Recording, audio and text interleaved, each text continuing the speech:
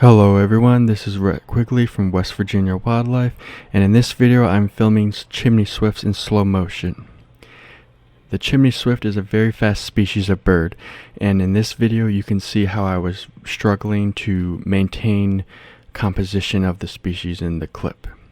These slow motion clips were filmed at 120 frames per second, and are then slowed down to 30 frames per second to have a 4 times slow motion. Here is an example of a 60 frames per second clip in real time to show how fast the chimney swift is when not slowed down. A like and a subscribe is always appreciated, and enjoy the video.